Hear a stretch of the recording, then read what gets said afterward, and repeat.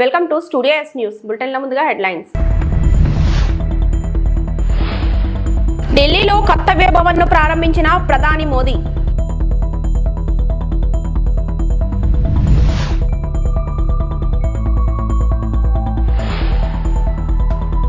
ఒంగోల్ చాయ్ pay చర్చా కార్యక్రమంలో Madhav.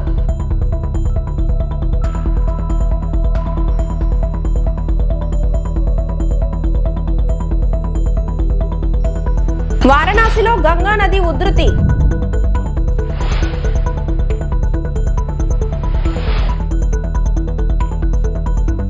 Central vista ప్రాజెక్టులో భాగంగా ఢిల్లీలో నిర్మించిన కర్తవ్య భవన్ ను ప్రధానమంత్రి మోదీ బుధవారం ప్రారంభించారు. ఇక నుంచి కేంద్ర హోంశాఖ, విదేశాంగ, గ్రామీణాభివృద్ధి, పెట్రోలియం, డిఓపిటి, ఎంఎస్ఎం ఈ శాఖల కర్తవ్య భవన్ నుంచి కార్యకలాపాలు సాగించనున్నాయి. ప్రస్తుతం ఆయా శాఖలు శాస్త్రీ భవన్, కృషి భవన్, నిర్మాణ్ భవన్ లో కార్యకలాపాలు సాగిస్తున్నాయి. ఆ భవనాలు ప్రస్తుత అవసరాలకు సరిపోకపోవడంతో కేంద్ర ప్రభుత్వం సెంట్రల్ విస్టా ప్రాజెక్టును చేపట్టింది. ఈ ప్రాజెక్టు కింద మరో 10 కార్యాలయ భవనాల నిర్మాణాన్ని 22 నెలల్లో కేంద్ర ప్రభుత్వం పూర్తి చేయనుంది.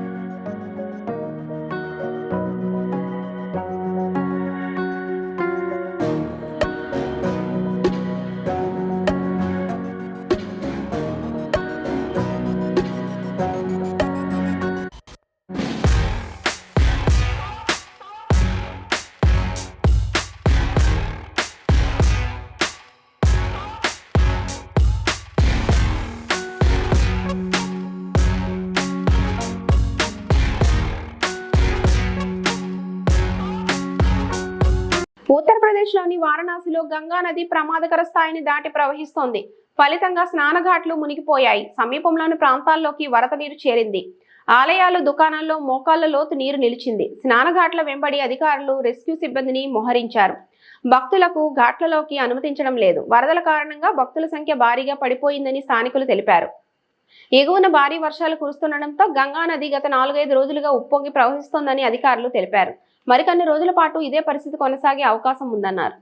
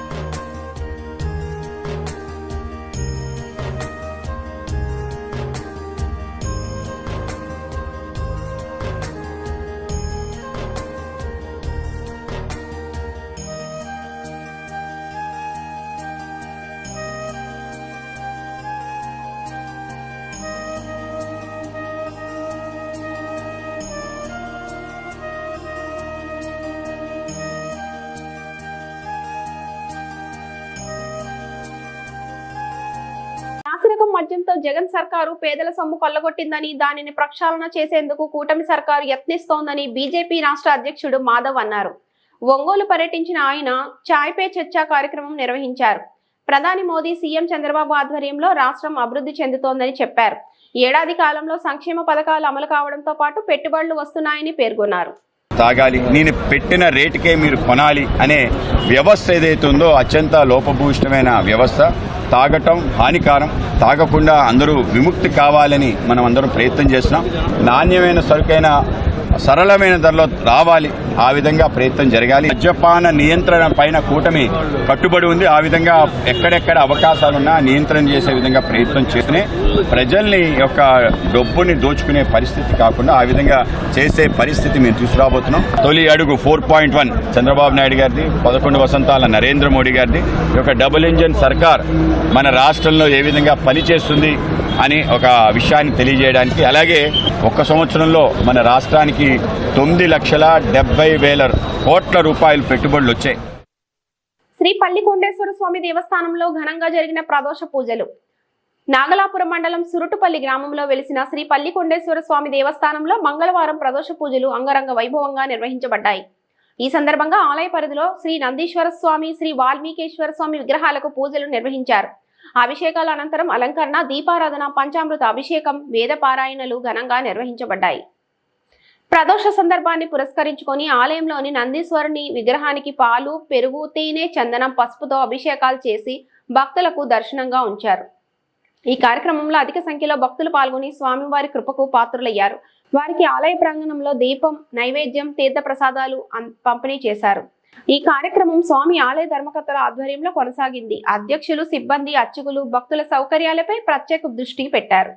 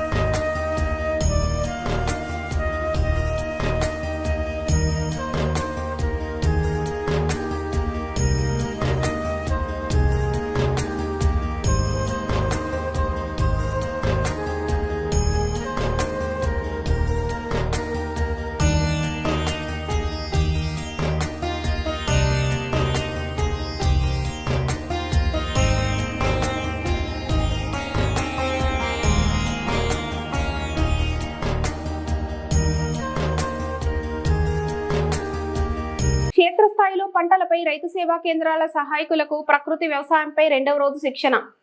అన్నమయ్య జిల్లా లక్కిరెడ్డిపల్లి మండలం అనంతపురం గ్రామంలో రైతు సేవా కేంద్రాల సహాయకులకు ప్రకృతి వ్యవసాయంపై క్షేత్రస్థాయిలో 2వ రోజు శిక్షణ నిర్వహించారు. ఈ సందర్భంగా మాస్టర్ ట్రైనర్లు వెంకటరమణ, మధుకర్లు మాట్లాడుతూ ఈ శిక్షణ కార్యక్రమంలో భాగంగా ట్రైనింగ్ కు హాజరైన విఏఏ, విహెచ్ఏలకు ATM, A grade, PMDS models గురించి తెలియజేస్తూ 4 అడుగుల బెట్టు, 1 అడుగు కాలువ తయారు చేయించి డెమో రూపంలో విత్తనాలు పెట్టించడం జరిగింది.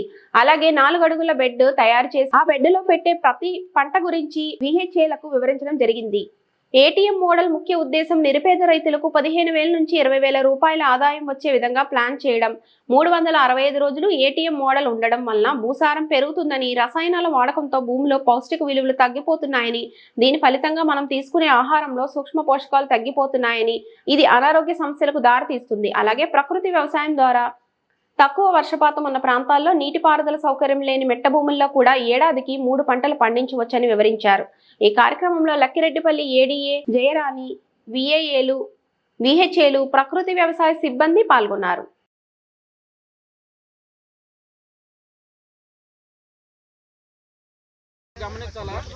దీంట్లోనే మనము హార్వెస్ట్ స్టేజ్లో ఉండే క్రాప్ నుంచి ఏదైతే ఉందో దాని నుంచి విత్తనం కూడా తీసుకోవడానికి ఆస్కారం ఉంటుంది.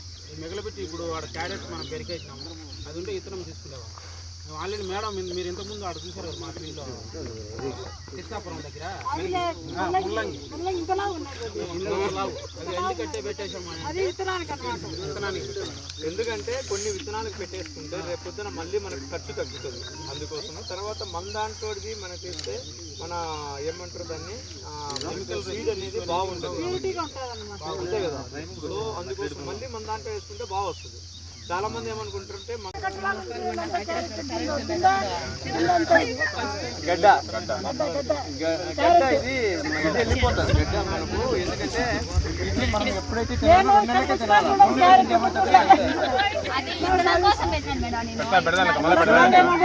అందరూ చూడండి మా చూసారా చూడండి మీరు అక్కడ వీడియోలో చూడండి చూసినారా ఏం మేడం పట్టుకోండి. Welcome welcome.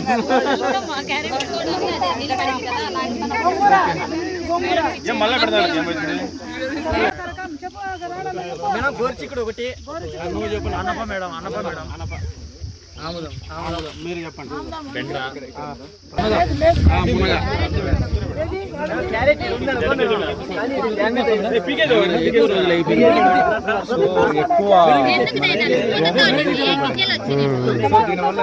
పంట మనకు కాపాడుకోవచ్చు.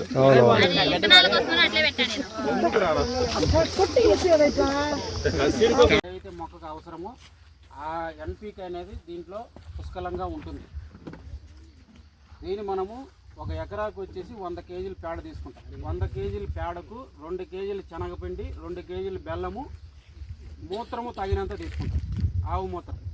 ఈ ఆవు మూత్రము కూడా తగినంత అంటే మనము పిడకలు మామూలుగా మనకు పిడక వచ్చే సైజుకు దాన్ని మూత్రాన్ని వాడుకుంటాం. ఒక 5 లీటర్లు కావచ్చు, 6 లీటర్లు కావచ్చు ఇష్టపడుతుంది. అంటే మూత్రం కూడా మనము ఈ వాతావరణాన్ని బట్టించి అంటే తేమ శాతం ఎక్కువ ఉండి చల్లగా ఉండింది అనుకో అప్పుడు మూత్రం తక్కువ పడుతుంది. ఎక్కువ వేడి ఉన్నప్పుడు మూత్రం అనేది ఎక్కువ పడుతుంది. ఇది మనము మెటీరియల్ చెప్పాను కదా, 2 కేజీలు శనగపిండి, 2 కేజీలు బెల్లము, మూత్రము తగినంత, ఆవు పేడ 100 కేజీలు. ఇది ఘనజీవాలు, పుట్టమట్టి పిడుకులు ఇవి వేసుకుంటాం. క్వాలిటీ ఘనజీవామృతం అంటే నేను చెప్పిన మెటీరియల్ ఖచ్చితంగా వేసుకొని మనకు కరెక్ట్గా క్వాలిటీగా ఘనజీవామృతం అనేది పనిచేస్తుంది. ఏ మెటీరియల్ లేదు 1 కేజీ వేసుకుందాం సరిపోతుంది అనుకుంటే దీని ప్రభావం అనేది తగ్గుతుంది, మొక్కకు కూడా పనిచేయదు. ఇప్పుడు నేను చెప్పిన మెటీరియల్ కరెక్ట్గా క్వాలిటీగా వేసుకొని మనం ఇంటి దగ్గర తయారు చేసుకొని మనం పొలానికి వేసుకునేదానికి ఆస్కారం ఉంది. దీంట్లో వేసే శనగపిండి ఉంది. శనగపిండి మనం శనగపిండి ఎందుకు వాడాలా, రాగిపిండి సద్దపిండి వాడచ్చు కదా అని మీకు డౌట్ రాలేదా? వచ్చిందా? మరి వచ్చింటే లోపల పెట్టుకోండి.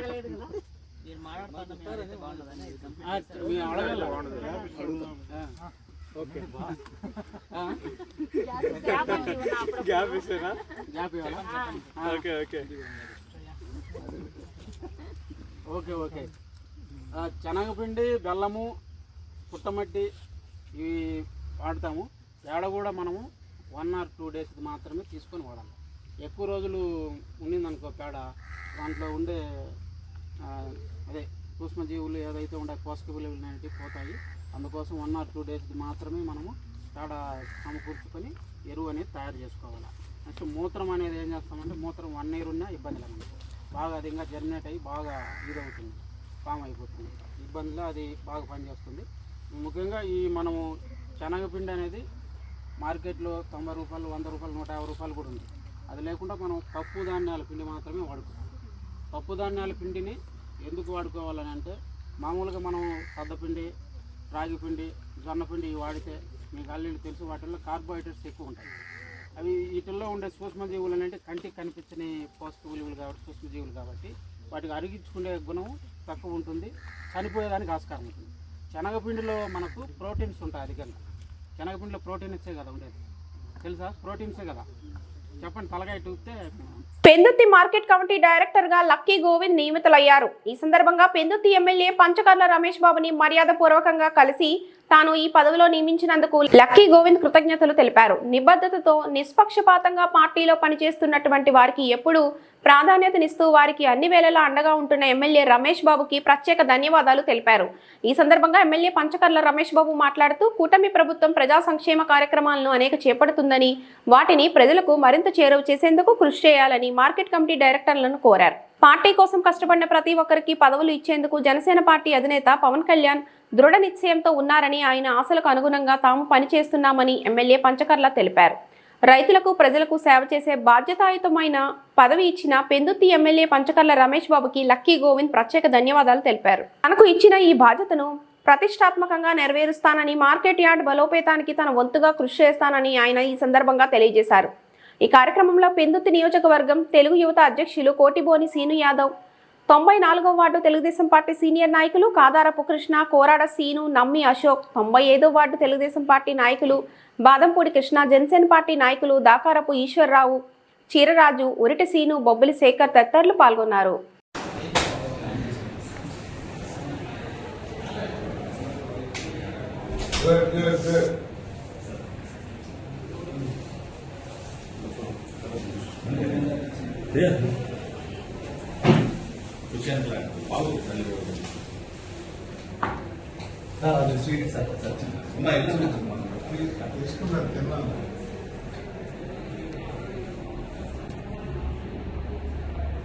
Okay, sir. Okay.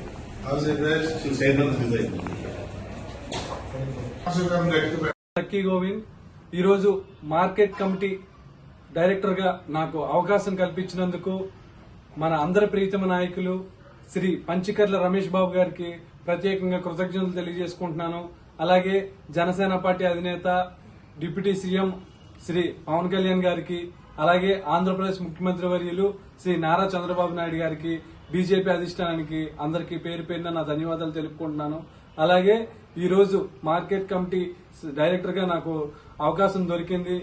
ఎన్నో సంవత్సరాల నుంచి పార్టీలో కష్టపడి పనిచేసిన ప్రతి ఒక్కరికి కూడా అలాంటి అవకాశాలు వస్తాయనడానికి నేనే ఎగ్జాంపుల్ గా ఉన్నాను. అలాగే మార్కెట్ యార్డ్ లో ఎటువంటి నా వంతుగా ఎంతవరకు సహాయం చేయగలను, అక్కడున్న పరిస్థితులను ఎంతవరకు నేను ఎదుర్కోగలను, అన్ని కలిసి చేయగలననే ఉద్దేశంతో నాకు ఈ అవకాశాన్ని కల్పించినందుకు నా వంతుగా మార్కెట్ యార్డ్ లో ఎటువంటి సమస్యలను నిర్మూలించడానికి నేను ప్రయత్నిస్తానని తెలియజేసుకుంటూ, అలాగే వివిధ సోషల్ మీడియాల్లో అన్నిటిల్లో నాకు పెందుర్తి నియోజకవర్గం మొత్తం మీద అందరూ కూడా కాల్ చేసి వివిధ మాధ్యమాల్లో శుభాకాంక్షలు తెలియజేసిన ప్రతి ఒక్కరికి పేరు పేరున ధన్యవాదాలు తెలుపుకుంటూ, మీ ప్రేమకి నేను ఎప్పుడో ఆపుతున్నానని తెలియజేసుకుంటూ, ఈ అవకాశాన్ని ఇచ్చిన ప్రతి ఒక్కరికి పేరు పేరున ధన్యవాదాలు తెలుపుకుంటూ సెలవు తీసుకుంటున్నాను. Thank you. వెంకటాపురం మండలం వ్యాప్తంగా బంద్ ప్రకటించిన సిపిఎం పార్టీ. రోడ్డు నిర్మాణ పనులు చేపట్టాలని ప్రజలు రాస్తారోకో. ములుగు జిల్లా వెంకటాపురం మండల కేంద్రంలో సిపిఎం ఆధ్వర్యంలో బంద్ నేపథ్యంలో శివాలయం వద్ద రాస్తారోకో నిర్వహించారు.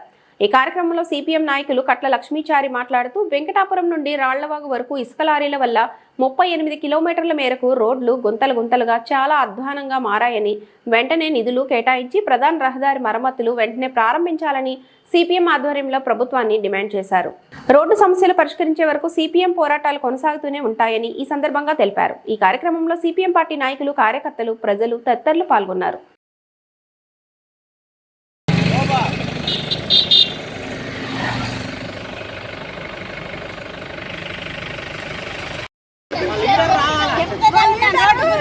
రోడ్డు గురించి మనము కోతులు ఉన్నాయి. మనం భద్రాచలం ఏదైనా అవసరానికి పోవాలంటే ఎన్ని గంటలకు అందుతాను, ఎన్ని గంటలకు పోతాను, ఎన్ని గంటలకు పోతాను. ఒక రోజంతా మనం పోవడొచ్చుడే అవుతుంది, ఒక 2-3 గంటలకు పోయేది.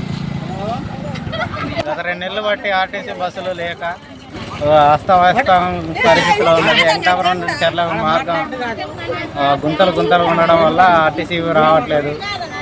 లారీలు ఎక్కువ ఉండడం వల్ల ఇసుక ర్యాంపుల వల్ల గవర్నమెంట్ వెహికల్ తిరగట్లేదు. దాని మూలన రాస్తారోకో చేయడం జరిగింది. ఈరోజు